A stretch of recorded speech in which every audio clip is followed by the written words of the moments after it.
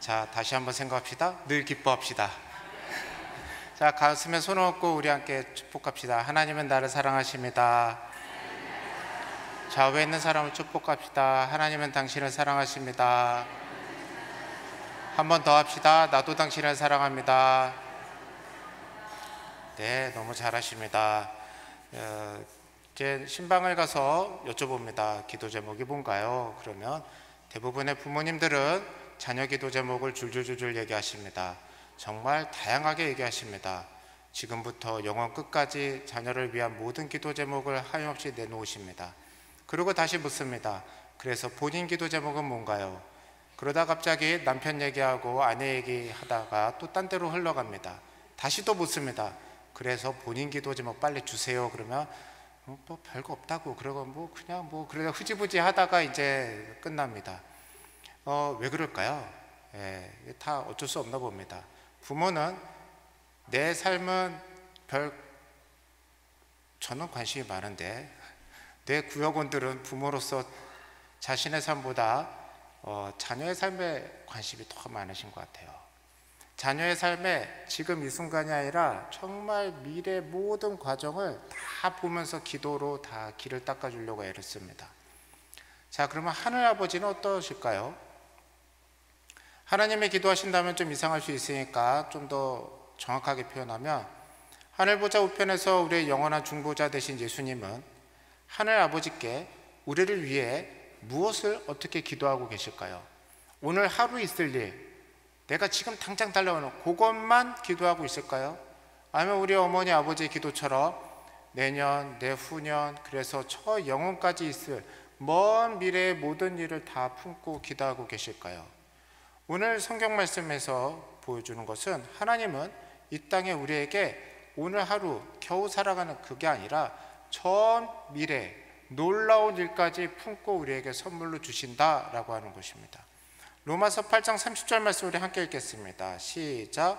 또 미리 정하신 그들을 또한 부르시고 부르신 그들을 또한 의롭다 하시고 의롭다 하신 그들을 또한 영화롭게 하셨느니라. 로마서 8장 30절은요, 사도 바울이요 아주 작정하고 썼습니다.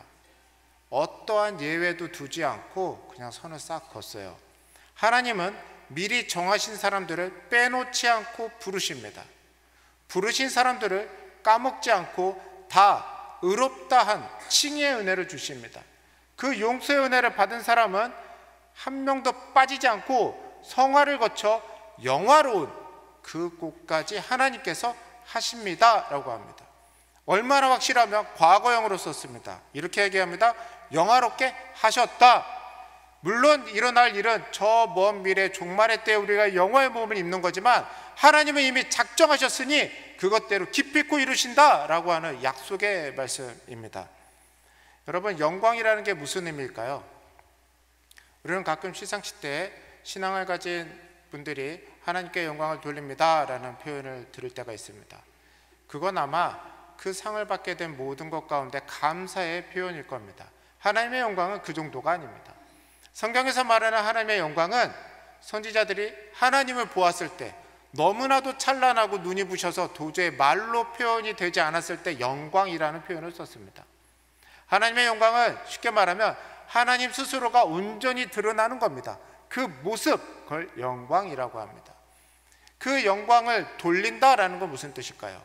하나님께서 우리에게 모습 그대로 보여주시진 않으셨습니다. 하나님이 이 땅 가운데 얼굴을 보여주진 않지만 하나님께서 직접 놀라운 일들을 행하셨습니다. 그걸 보고 사람들이 이 일은 사람이 한 것도 아니고 자연이 발생한 것도 아니고 하나님이 직접 하셨다, 즉 하나님이 본인의 능력을 드러낸 걸 그대로 주님께 돌려드립니다 라고 해서 영광을 돌린다 라고 표현을 합니다. 그러니 이 영광은 우리에게서 있을 수 없는 것이고 하나님의 본질이 온전히 드러나는 겁니다. 영화롭게 하겠다라는 건 그런 말씀이에요. 우리로부터 나올 수도 없고 있을 수도 없지만 하나님께서는 하나님의 그 본질 그대로를 우리를 통해 다 드러나게 하신다라고 하는 놀라운 말씀입니다. 그래서 복음입니다. 그래서 기쁜 소식이에요. 하나님께서 우리를 구원하시고 그냥 끝나는 게 아닙니다. 용서하시고, 자 이제 한번 용서해 줬으니까 이제는 실수하면 안 돼, 잘해야 돼. 그렇다면 그게 기쁜 소식이겠어요? 그거 협박입니다. 여러분, 용서해주고 한 번 더 용서해주고 앞으로 70번만 용서해줄 거야. 그러면 그게 행복한 소식이겠습니까? 아니요. 차라리 용서 안 받는 게 나아요. 그러면 하나님께서 주신 복음은 우리를 용서하실 뿐만 아니라 거룩하게 하시고 기필코 하나님의 영광스러운 몸으로 만들어 가신다라는 약속을 주셨으니 그래서 복음인 겁니다. 여러분, 오늘 성경 말씀뿐만 아니라 다른 곳에서도 곳곳에서 구원과 함께 영광을 약속하고 있습니다. 먼저 디모데후서 2장 10절 말씀입니다. 우리 함께 읽겠습니다. 시작. 그러므로 내가 택함 받은 자들을 위하여 모든 것을 참음은 그들도 그리스도 예수 안에 있는 구원을 영원한 영광과 함께 받게 하려. 택함 받은 사람에게 구원만 줍니까? 아니요. 구원과 함께 영광도 함께 받게 하겠다라고 약속하셨습니다. 여러분, 하나님의 은혜는요, 겨우 용서해 주는 것에서 끝나지 않아요. 조금 더 거룩해지는 정도에서 끝나지 않습니다. 우리 눈에는 뭐 별 차이 없는데 라고 하지만 하나님의 놀라운 그 계획 가운데는 우리는 영화로운 몸까지 받는 것이 약속되어 있습니다. 골로새서 3장 4절에서는 이렇게 얘기합니다. 우리 생명 되신 그리스도께서 다시 나타나실 그때에 너희도 그와 함께 영광 중에 나타나리라 라고 합니다. 예수님께서 다시 오실 그때에 우리는 어떻게 나타난다고요? 영광스럽게 나타난다라고 합니다. 옛날 사극 보시면, 요즘 사극은 다들 예쁘게 입고 나와요. 근데 옛날 사극 보면 왕이 이렇게 행차하게 되면 주변에 있는 사람들이 그냥 땅에 다 엎드리죠. 행색이 어떻습니까? 아무리 멋진 옷을 입어도요, 땅바닥에 엎드리면요, 별로예요. 그렇죠? 그런데 하나님께서 약속하신 건 예수님이 다시 오실 때 예수님만 빛난 영광 중에 오시고 우리는 이 비루한 인생 그대로 가서 납작 엎드려서 있는 그것이 아니라 신랑을 기다리는 신부처럼 영광스러운 모습으로 주님을 다시 만난다라고 약속하고 있습니다. 이런 모습이 어떻게 가능할까요? 어떻게 우리가 영광스러운 몸이 될 수 있을까요? 빌립보서 3장 20절 말씀 우리 함께 읽겠습니다. 시작. 그러나 우리의 시민권은 하늘에 있는지라 거기로부터 구원하는 자 곧 주 예수를 기다리노니. 구원받은 우리는 이제 이 땅의 사람으로 살아가지 않습니다. 저 하늘 시민권으로 살아갑니다. 근데 왜 여기 있어요? 저 땅에 못 가서? 아니요. 주님께서 이 땅에서 할 일 다 마치고 오라고 해서 아직까지 이 땅에 부름받아 살고 있는 것입니다. 그러면 어떻게 됩니까? 21절 말씀 우리 함께 읽겠습니다. 시작. 그는 만물을 자기에게 복종하게 하실 수 있는 자의 역사로 우리의 낮은 몸을 자기 영광의 몸의 형체와 같이 변하게 하시리라. 오늘 말씀에서 분명하게 선포합니다. 예수님은 만물을 다스리는 권세를 갖고 계십니다. 그 전능하신 능력을 무엇을 하신다고요? 우리 이 비천한 몸을 영광스러운 몸으로 변하게 하신다라고 하십니다. 우리가 아무리 잘생겼어도, 우리가 아무리 인물이 없었어도, 지난번 담임 목사님께서 얘기하신 대로 보톡스를 맞든 안 맞든 상관없이, 내가 아무리 뜯어 고치든지 상관없이 하나님의 영광스러운 몸으로 완벽하게 새롭게 하십니다. 이 땅에 있는 얼굴로 다시 볼 수 있는 것이 아니라 하나님의 찬란한 영광이 드러나는 몸으로 완전히 바꿔주십니다. 그것을 오늘 8장 30절에서는 간단하게 요약하는 겁니다. 영화롭게 하시리라. 하나님께서는 그거를 기필코 하신다라고 약속하시는 것입니다. 그래서 복음입니다. 영광과 관련돼서 우리가 꼭 기억해야 될 거 하나입니다. 하나님만 영광이 아니라는 겁니다. 하나님께서 우리를 영화롭게 하신다. 내 몸이 지금 이렇다 할지라도, 내 인생이 지금 이러한 모습이라 할지라도, 내가 지금 이런 상황이 있다 할지라도 하나님께서는 무조건 하나님의 뜻대로 영화롭게 하신다. 그것을 믿는 것, 그것이 첫 번째입니다. 우리 좌우에 있는 사람에게 믿음으로 선포하며 축복합시다. 하나님은 당신을 영화롭게 하십니다. 그런데 문제는 어디 있을까요? 우리가 신앙생활하면서 적당히 내 눈에 그리고 내 머릿속에 생각나는 대로 말씀을 대충 이리 비비고 저리 비벼서 타협해서 이상한 생각을 하고 있다는 게 문제입니다. 게다가 우리가 신앙생활이 많이 있다 보니까 두 가지가 생겨요. 첫째, 말씀을 잘 알아요. 그래서 말씀 중에 일부를 떼서 착각을 합니다. 잘 이용하는 말씀이 로마서 3장 23절입니다. 이렇게 얘기합니다. 모든 사람이 죄를 범하였음에 하나님의 영광에 이르지 못하더니. 이 말씀은 죄의 본질에 대해서 얘기합니다. 죄는 무엇인가? 용서받지 못하게 하는 게 죄가 아니라는 겁니다. 범죄, 사람을 찔러 죽이고 사람의 물건을 뺏는 것, 그게 죄가 아니라는 겁니다. 하나님의 영광에 이르지 못하는 모든 것이 죄다라는 겁니다. 그런데 우리가요, 뒷부분만 딱 떼요. 그래서 하나님의 영광에 이르지 못하는, 그래, 그렇지, 아유, 어떻게 그 영광에 이르겠어 라고 생각을 해버립니다. 그리고 거기에 우리 한국인의 DNA가 발동합니다. 쓸데없이 겸손해요. 사람한테 겸손하지 않고 하나님 앞에 이상한 식으로 겸손합니다. 아유, 하나님이 용서해 준 것만 해도 감사하지, 뭐 또 그렇게 거룩하고 영광까지 그것도 하나님한테 또 죄송스럽게 적당히 그냥 염치가 있어야지, 이렇게 생각하면서 믿음을 하나님은 쏟아부어 주고 싶으신데 조금만, 요만큼만 받고 맙니다. 그 의심에 사단이 들어와서 불신앙의 불을 확 지펴버립니다. 그래서 어떻게 하나요? 신앙의 겸손한 모습으로 마치 나오는 듯이 이렇게 얘기합니다. 아유, 나는 부족한 게 많아서, 아유, 나는 아직은 좀 때가 아니라서. 그래서 어떻게 해요? 하나님께 용서받고 적당히 이 정도까지는 괜찮은데 하나님이 주시는 영광의 은혜까지는 나한테는 아니다라고 생각합니다. 그럴 때 아주 쐐기를 박는 일이 일어나요. 어디 선교사님이나 순교의 각오로 세상에 감당하지 못할 믿음으로 사는 사람을 만나요. 그러면 그때 확신이 와요.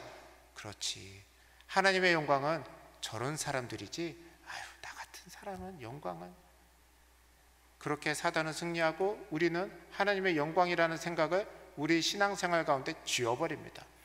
그래서 사도 바울은 로마서 1장에서 이렇게 얘기합니다. 1장 21절, 하나님을 알되 하나님을 영화롭게도 아니하며 감사하지도 아니하고 오히려 그 생각이 허망하여지며 미련한 마음에 어두워졌나니. 22절, 스스로 지혜 있다 하나 어리석게 되어. 무엇이 죄입니까? 하나님을 알지만 영화롭게 아니하는 것이 죄라고 딱 선을 그어버립니다. 우리는 전혀 다른 생각하고 있어요. 왜 우리가 참여해야 되고 우리가 왜 회개해야 됩니까? 하나님께 영광 돌릴 생각을 안 하니까 우리가 다 죄인이라는 겁니다. 하나님이 나를 영화롭게 할 거라는 생각 자체를 안 하니까 우리는 십자가를 부인한 죄인이다라는 겁니다. 내가 죄를 짓지 않아서 의인입니까? 아니요. 하나님이 보시기에 하나님의 영광을 드러낼 사람으로 우리를 창조하시고 우리를 구원하셨는데 우리는 그 구원의 은혜를 용서받는 것 정도로만 생각하고 거룩하게 살아가고 나를 통하여 하나님의 영광이 드러나고 하나님께서 나를 통하여 하나님의 역사를 일어난 것까지는 내가 제한을 벌여요. 그래서 우리가 죄인인 겁니다. 이건 우리가 회개해야 됩니다. 여러분, 하나님이 나를 영화롭게 할 거라는 생각을 하지 않았다면 이 자리에서 회개하고 그거 끊어내시기를 바랍니다. 다시는 사단이 틈타지 못하도록 하나님의 말씀으로 무장하시기를 바랍니다. 이제 우리 다시 한번 믿음으로 좌우에 있는 사람에게 선포합시다. 하나님은 다시 당신을 영화롭게 하십니다. 영광에 대해서 알아야 될 두 번째는 하나님의 영광이요, 저 멀리 종말에만 있는 게 아니라는 겁니다. 내가 하나님을 다시 만날 그 종말의 때 영광스러운 몸을 대는 거, 그 정도에서 끝나는 게 아니라 그 하나님의 영광이 오늘 지금 이 인생 가운데 들어와서 영광의 빛이 빛난다, 그 약속이 있다라는 겁니다. 요한복음 17장 22절 말씀 우리 함께 읽겠습니다. 시작.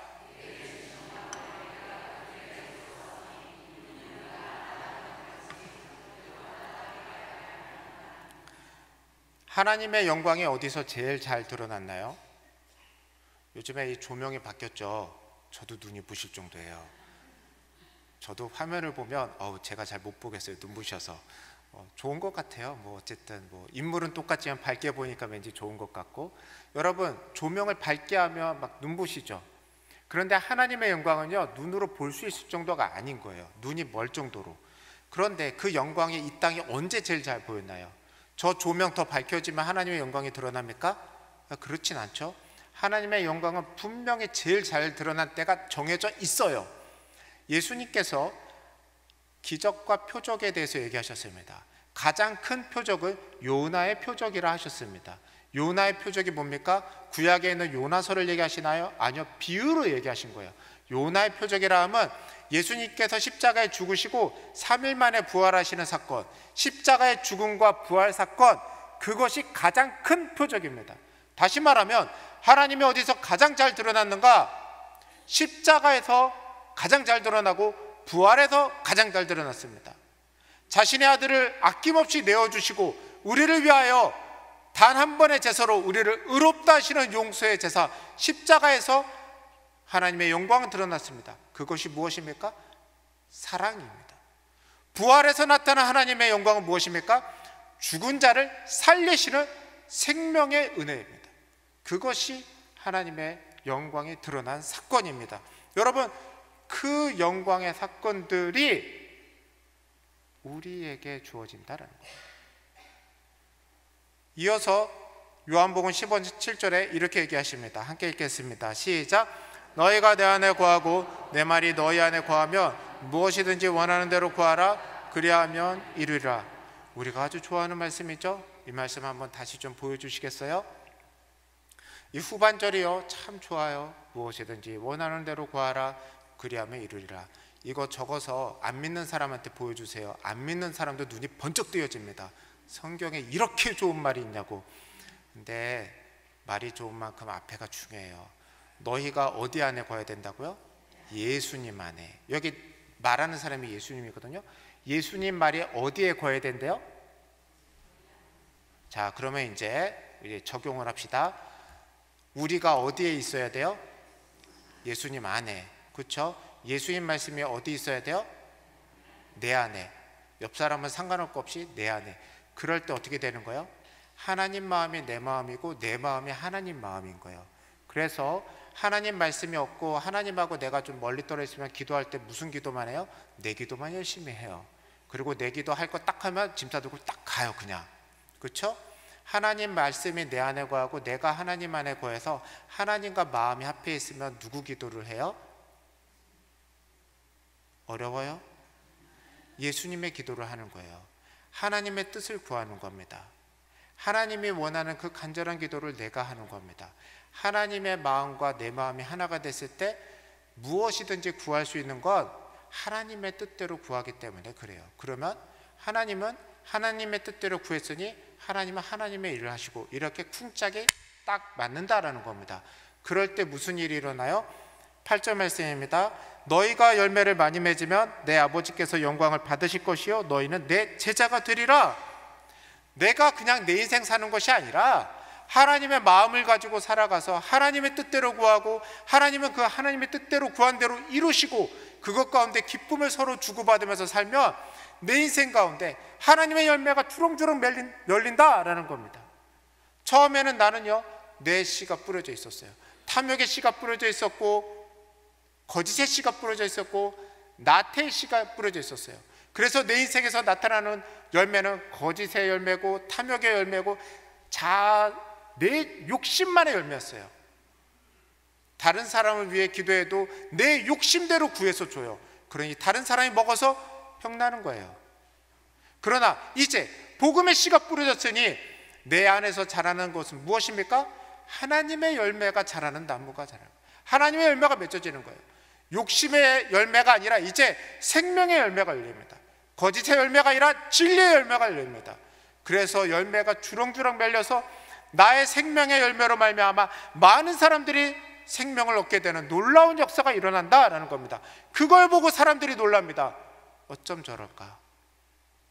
늘 가봤자 자기 욕심의 열매만 주렁주렁 하던 사람이 예수를 믿어서 복음의 씨 가운데 하나님의 열매가 맺히더니 저 열매를 따먹어 보면, 저 사람의 말을 들어보면, 저 사람과 교제하다 보면, 저 사람과 친해지다 보면 생명이 흐르고 진리가 흐르고 하나님을 만나게 된다는 겁니다. 그래서 사람들이 뭐라 그래요? 하나님이 진짜 살아계시는구나, 그렇게 하나님께 영광 돌리는 일들이 일어난다라고 약속을 하십니다. 이 놀라운 일들이 우리 모두에게 일어나기를 축복합니다. 마태복음에서는 좀 다르게 설명하셨어요. 마태복음 5장 16절 말씀 함께 읽겠습니다. 시작. 이같이 너희 빛이 사람 앞에 비치게 하여 그들로 너희 착한 행실을 보고 하늘에 계신 너희 아버지께 영광을 돌리게 하라. 구원받은 우리는 이제 어둠이 아닙니다. 빛입니다. 그냥 빛을 받는 게 아니라 우리가 빛을 비출 수 있다고 합니다. 그 빛이 무엇입니까? 착한 행실이라고 합니다. 사실 이 번역은 좀 바꾸는 게 좋을 것 같습니다. 우리가 착하다라고 하면요, 어려서부터 우리 생각에 착하다라고 하면 약간 줏대 없고 거절 못하고 어디 가서 손해보고 오고 약간 바보같이 있는 걸 착하다 그래요. 그래서 우리 그리스도인들이요, 가가지고 맨날 손해보고 와요. 아니요, 그거 착한 거 아니에요. 성경이 말하는 착하다는 건 선하다라는 거예요. 선은 기준이 하나님입니다. 하나님의 말씀대로 사는 게 선한 거고, 하나님의 말씀에서 벗어나는 게 악한 거예요. 어디 가서 다른 사람 비위 맞추고 온다고 착한 게 전혀 아닙니다. 우리가 이 땅 가운데 하나님의 말씀대로 선하게 살아갈 때, 그럴 때 하나님의 영광의 빛이 비춘다라고 약속합니다. 비슷한 내용이 로마서에도 있습니다. 로마서 2장 10절에 이렇게 얘기합니다. 선을 행하는 각 사람에게는 영광과 존귀와 평강이 있으리니 먼저는 유대인에게요 그리고 헬라인에게라. 선을 행하는 사람에게 영광이 있습니다. 선을 알고 행하지 않는 사람에게는 영광 없어요. 선을 알지도 못하는 사람은 아예 없어요. 우리가 구하는 평강이 누구한테 있다고요? 선을 행하는 사람에게 평강이 있습니다. 선을 행하는 각 사람, 다시 말해 모든 사람에게는 하나님의 영광과 존귀와 평강의 축복이 함께합니다. 그러니 우리는요, 그렇게 살아갈 수 있는 거예요. 하나님의 은혜 가운데 우리는요, 죄값이 다 치러졌어요. 예수님께서 십자가에서 다 치르셨어요. 단 한 번의 죄수로 끊어졌습니다. 사단마귀가 틈타지 못하도록 끊어졌습니다. 성령님께서 우리를 거룩하게 살아가게 하십니다. 하나님의 말씀대로 살아갈 수 있도록 은사를 주시고 능력을 주시고 우리와 함께 하십니다. 이제 우리는요, 하나님의 영광을 비추는 사람으로서 이 땅을 살아가는 것입니다. 내 인생을 보면요, 못해요. 내가 알거든요, 내 인생 어떻게 살아갔는지. 과거를 보면요, 더 못해요. 내 미래를 봐도요, 못해요. 주변 사람 보지 마세요. 그 사람도 똑같아요.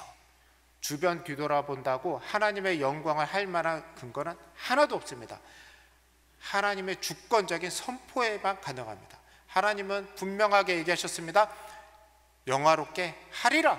영화롭게 하였다. 그러니 하나님께서 이루실 것입니다. 그것을 믿고 하나님 앞에 선한 행실로 영광의 빛을 비추고 하나님의 생명의 열매를 맺으시는 우리 모두 되기를 축복합니다. 이제 좀 결단하셔야 될 필요가 있어요. 하나님의 영광을 위해 살아가시기를 바랍니다. 무엇을 위해 살아가십니까? 인생의 목적, 인생의 꼴이 어디 있습니까? 평안한 노후입니까? 그 평안한 노후 가만히 생각해 보세요. 하나님이 역사하실 필요는 없지 않나요?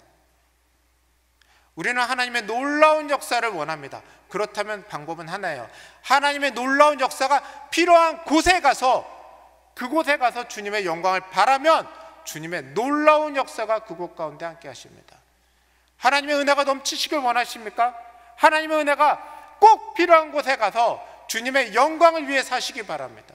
이제 내 인생에 내 계획대로 되지 않아서 화내고 힘들어하고 우울하지 말고, 내 인생 가운데 하나님의 영광이 드러나지 않는 것 때문에 울고 슬퍼하고 고뇌하시기 바랍니다. 주식이 떨어지고 투자한 게 안 돼서 스트레스 받지 마시고, 주님을 향해 내가 던질 것이 무엇인가를 몰라가지고 어찌할 바를 몰라서 고민하는 우리 모두 되길 바랍니다.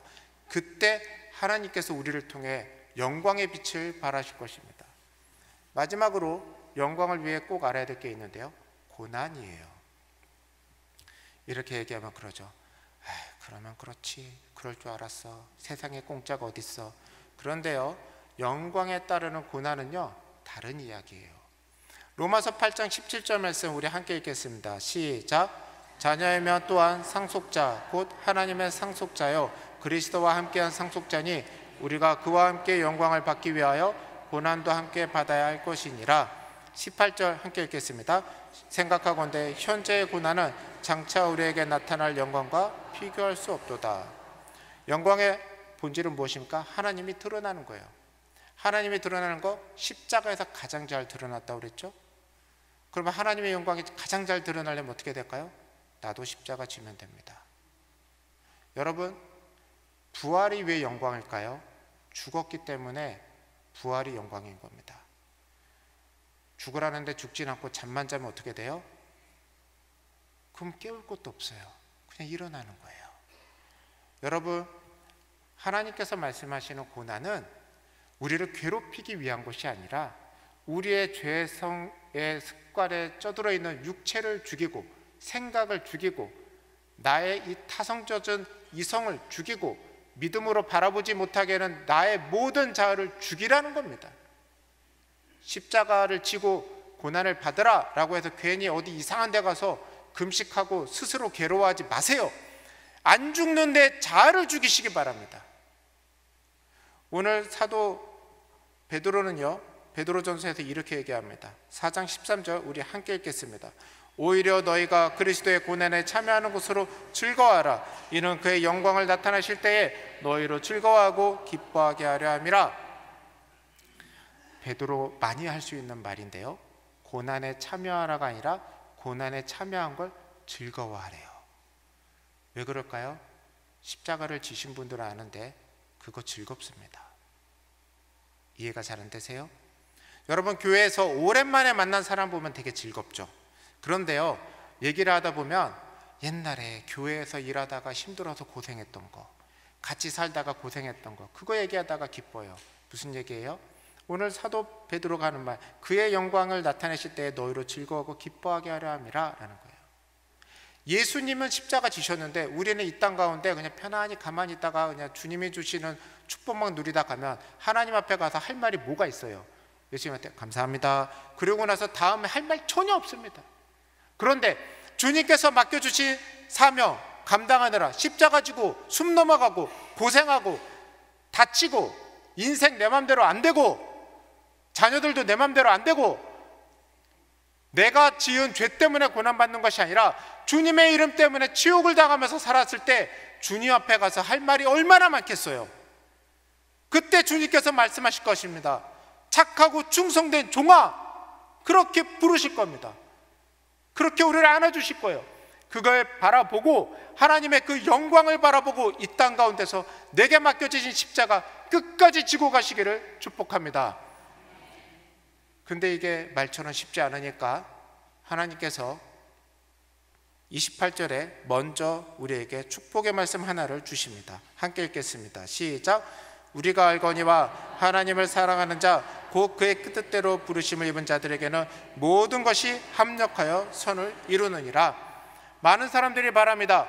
그리고 우리가 그냥 입에 붙었어요. 무슨 일이 있으면 합력하여 선을 이룰 거다라고 합니다. 모든 일 그렇게 안 하십니다. 안 되는 일은 안 되고요, 내버려 둔 일은 내버려 두십니다. 이 28절 말씀은요, 좀 전에 읽었던 8장 17절에 딱 붙어 있는 거예요. 하나님의 영광을 위하여 고난도 같이 받는 상속자들, 그 고난을 감수하고 사는 사람에게는 모든 것이 합력하여 선을 이룹니다. 고난을 받을 생각이 없고 영광을 받을 생각이 없고 그저 적당히 하려는 사람에게는 합력할 일도 없고 선을 이룰 일도 없습니다. 그러니 여러분, 길은 하나입니다. 하나님을 향한 길은 다른 길 없어요. 예수님이 십자가를 지고 가셨으니 내게 맡겨진 사명을 위하여, 하나님을 위하여 십자가를 지고 그 영광의 길을 가는 겁니다. 가보세요. 십자가의 무게보다 더 놀랍고 위대한 하나님의 선한 능력이 드러납니다. 나는 요만큼 했어요. 그런데 하나님은요, 우리가 형용할 수 없는 기적으로 응답하십니다. 직접 경험해 보시기 바랍니다. 한번 경험한 사람은 그 길 안 떠나요. 더 깊이 갑니다. 끝까지 갑니다. 우리 인생 마칠 때까지 그 길에서 벗어나지 않고 죽는 그날까지 하나님께서 맡겨주신 일 감내하며 살아가실 수 있기를 축복합니다. 함께 기도드리시겠습니다. 하나님 아버지, 주님을 모르는 때에 우리를 용서하시고 십자가의 은혜로 우리를 용서하시고 의롭다 하시고 함께 하사 늘 거룩하게 하시며 영원하게 하시는 그 주님을 찬양하고 믿으며 나아갑니다. 우리의 믿음 없음을 불쌍히 여겨 주시옵시고 다시는 영원하게 하실 주님을 배반하지 아니하며 주님께 영광 돌리는 삶을 살아갈 수 있도록 주님이시여 우리에게 굳건한 믿음을 주시옵소서. 주님, 그 영광을 위하여 그 고난도 감수하겠습니다. 내 믿음은 흐트러지지 않도록 합력하여 선을 이루시는 주님의 영광의 놀라운 손길을 경험하며 살게 하여 주시옵소서. 예수님의 이름으로 기도드립니다. 아멘.